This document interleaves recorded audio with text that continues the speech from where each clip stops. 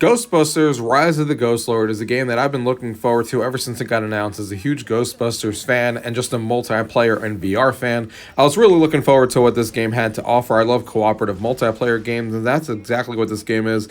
This is you and three of your friends going into multiplayer matches, trying to capture ghosts, doing these different modes that are in the game, going through these different maps that were created, some of them from iconic locations that we all know and love from the movies and TV shows and stuff like that, and blasting ghosts. And I want to feel like a Ghostbuster. Who didn't when they were a child? And hopefully that is what this game was going to bring to us. And I want to talk about this game with you guys and review it for you all after I've been playing it for the last day or so. I've put over 10 hours into this game already. I played this all day and night yesterday with a bunch of randoms online to give you guys this review since codes weren't really sent out. So let's go ahead and get into the video.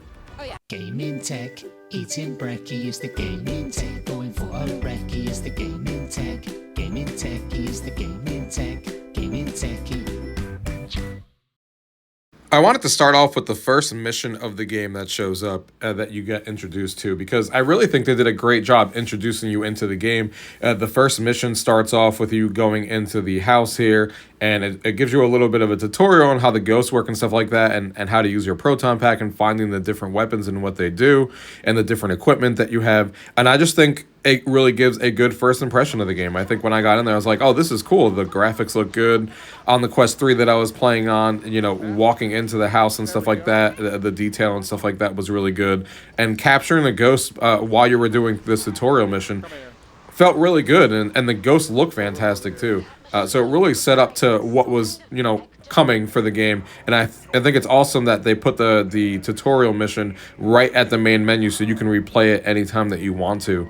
And I think that's a great way to show family and friends who may be into Ghostbusters. You can kind of drop them into this mission and they get the effect. They get the feeling of being a Ghostbuster, as we all want to be, and getting in there and, blasting some ghosts and seeing what that feels like. And I think this is a great job in doing that. Then you get put into this hub world, which is where you go in between missions. And I'm not going to lie, it is really cool the way that they did it. They do have cross-play in this game, so people on the Quest can also play against players who are on PlayStation VR 2. And I like the way that there's different designated areas. A lot of games do this and stuff like that, where you can, go to the workbench table, go here to set your costumes and stuff like that, where they have different avatars and stuff you can be in the game, which they have a good variety so far, and you can unlock costumes as you play the game here. It's also really easy to invite your friends into a private lobby, as you just give them a code and everyone can go in there and it works seamlessly. You can go in there and jump into public matches and just find random people online. They have all these ghosts here that you can see as you see them in the game world. They kind of show up here like a little encyclopedia, let you know about them. Here is your workbench, where you come in here and you upgrade your weapons. Like you can see the proton pack here. You just lay here and you have all these different parts that you can upgrade. And you do that by just collecting money while you're playing the missions in the game. And then you use that money to basically upgrade these weapons and different things and utilities that you have here, like the scanner and all that kind of stuff. They even have this little training mission area outside that you can kind of use your proton pack and just test it out against some cardboard enemies so you can get a feel for it. Now, you can either play these missions single player, or you can also, of course, play the multiplayer. Single player, you do get to use an AI companion that kind of joins you, but the preferred way to play this game, and the meat of the way you should play this game, is definitely with friends or random people online. As you can see here, me blasting some people online here, having some fun with other randoms online. And I had a blast playing this game. There's 4 different modes in the game. There's Giga Trap Retrieval, there's Exorcism, On the Clock, and Harvester. They definitely all offer their own variety in the game. Like I said, the Exorcism mode, you're kind of grabbing items and stuff like that and trying to figure out which items around the house are actually possessed, and you're using your PKE meter to kind of figure that out. And then you bring the items to a certain designated area, and then you kind of take the ghost out and then fight the ghosts that kind of appear on there. So I think there's good variety in the 4 mission types, and they did say they're supposed to add more. We don't know how many more, but they did say they're going to add more post DLC, as there's a 6-month roadmap for the game, and they did mention that there was going to be more missions or gameplay modes added into the game as well. There's a pretty good variety of the regular ghosts that you fight that kind of show up here that you guys have seen throughout the gameplay video, and then there's also big bosses like you see here that you fight as well. I've only seen one boss so far, so I don't know if there's more than just one big boss. Maybe there is. I haven't played every single mission in the game yet, but What is here is really fun. Like I said, the mini bosses are a lot of fun. There's a good variety into those. They all do their own different things. Sometimes they're shooting at you with melee attacks you have to avoid. They're throwing things at you. They sometimes have guns, like this guy did towards the end here, having guns that was shooting at you.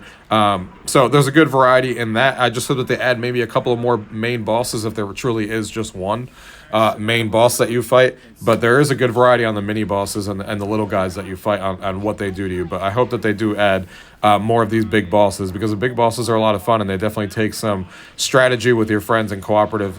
With this one here, you had to pull all of his hands and limbs off before you can actually put him and trap him. So it was a pretty cool experience fighting this boss. So the whole point of this gameplay loop that you're playing here is that you're basically going in there, you're doing these 4 variety of different mission types, and there are 7 different maps in the game, all of them kind of based on different locations. Some of them may be locations that we're all familiar with, like the Golden State Bridge and stuff like that.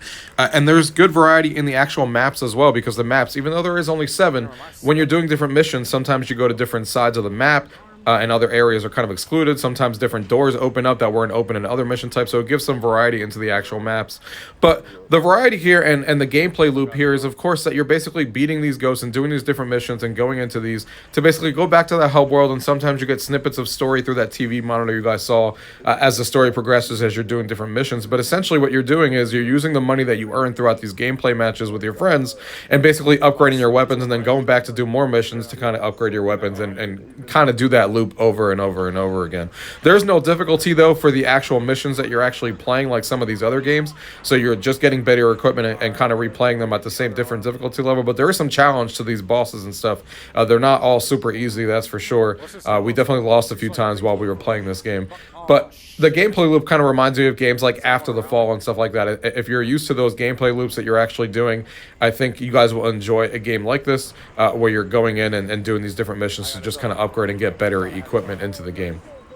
There is also a fun but short mixed reality mode where a giant marshmallow man comes through and rips off your ceiling, which is super cool to see the very first time. It is super short. There is a high score you're trying to go for, so it's a good mode to show to other people. It's obviously not something you're going to keep coming back to with it being a short mixed reality mode. It takes about 4 or 5 minutes to run through and get your high score, but it is still fun to kind of fight this giant marshmallow man that's taking over your ceiling.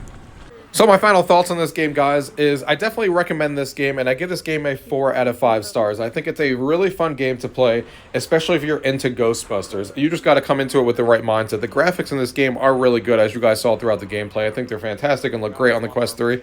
And the art style is also great.